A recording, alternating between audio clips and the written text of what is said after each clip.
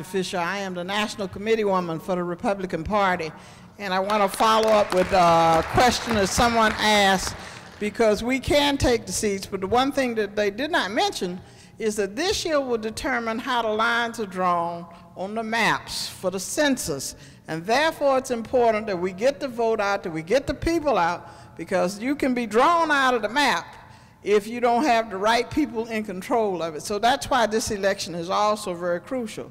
The one thing that the Democrats have run the table on government before has been early voting.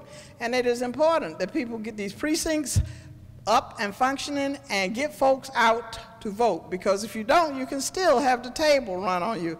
So this is a chance for us as people to say, do we want more of this change instead of the whole dollar? What do we want? And I think now's your time. For the young folks who asked the question, what can you do? One of the things is, I bet you every county has empty seats on these boards and commissions, and people need to go join these boards and commissions, because in Rowan County, 80% of the seats on the nursing home boards are vacant, and yet Medicaid and Medicare are two of the largest costs. So if you want to change how these things are done, you've got to do the boards. Mr. Randall, I cut you off on time, so I want to give you a chance to say what you wanted to say, but I also want to hear what you have to say about education, because North Carolina, as I understand it, spends 60% of its budget on education, and we still have one of the highest dropout rates. So what is it that we do to you and the other people in the legislature to change the die of education in North Carolina?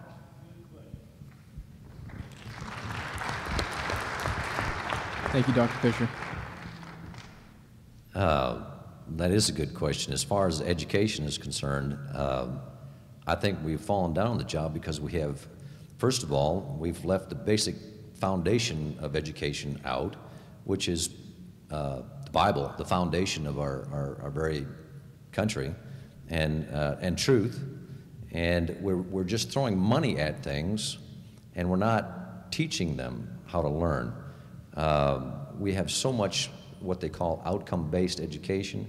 It's a socialist type curriculum. They take I lost my thought there. The fact about education is we're not teaching them what they need to know to learn. I think I think Brother Nathan mentioned that. We don't teach them the Constitution. We don't teach them their rights. We don't teach them what their responsibility is towards government, what their civic duty is themselves. We've created a system that is from the government down, whatever the government mandates as far as the curriculum is concerned. That's what we're doing. They're forbidden to say certain things and do certain things, and we're teaching them that they came from animals, and if you're taught that you come from an animal, you're going to start acting like one. There's no responsibility. There's nothing, no accountability and discipline. I mean, you could go on and on, but I'm not an educator. Okay, I'm not in the schools all the time, and I don't really know what they're doing per se, specifically. But I do know the general attitude is about that. As far as getting involved in local elections, I forgot what the other part of the question was. I just got Boards and commissions.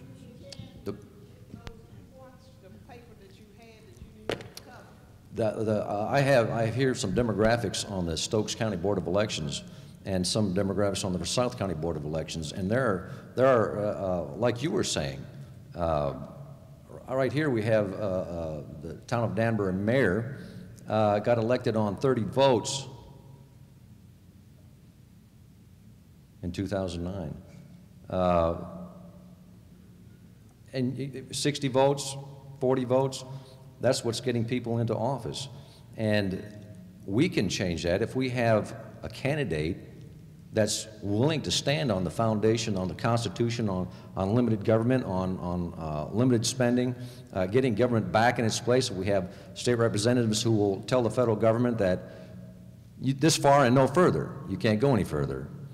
Then we can take that government back. We can rescue our republic, if you will, because it definitely needs rescuing right now, and I think the only avenue left is through the state government and through the local governments, and maybe with a gentleman like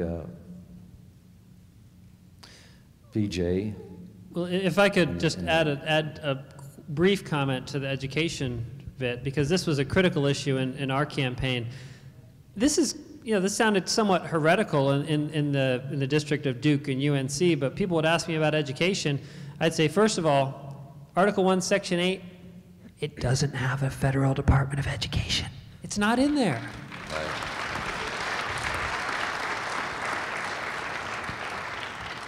And even if you're okay tolerating a gross violation of the role of the federal government, if you just look at the numbers, if you look at the budget for the Federal Department of Education, you look at what that costs North Carolinians per capita, and then you look at the amount of money that's rebated back to our State Department of Educations, we're getting back less than we sent up there.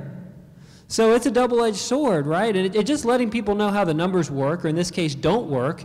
We need to be very comfortable telling Washington, you know what, you're not getting that money because you're not authorized to use it, and you're not giving us what we paid you anyway. So I think that's kind of the way we have to deal with these things.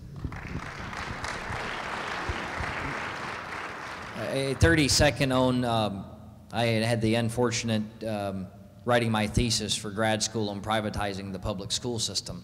And kind of what was echoed here, there is no constitutional article that says we educate. But then when you look at what BJ was saying, there's no reason to take the money for, that taxpayers pay into Raleigh and send to Washington, D.C. to the federal government to just, take off their 20 or 20, 30, 35% and turn around and send back. We need to eliminate the Department of Education, but we also need to get off the agenda of teaching our children just how to pass tests.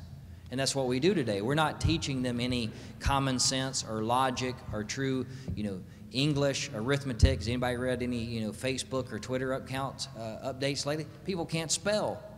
I couldn't spell if it wasn't for spell check. But I mean, we need to teach our children more than just how to pass a test so that the school system can continue to get more federal funding.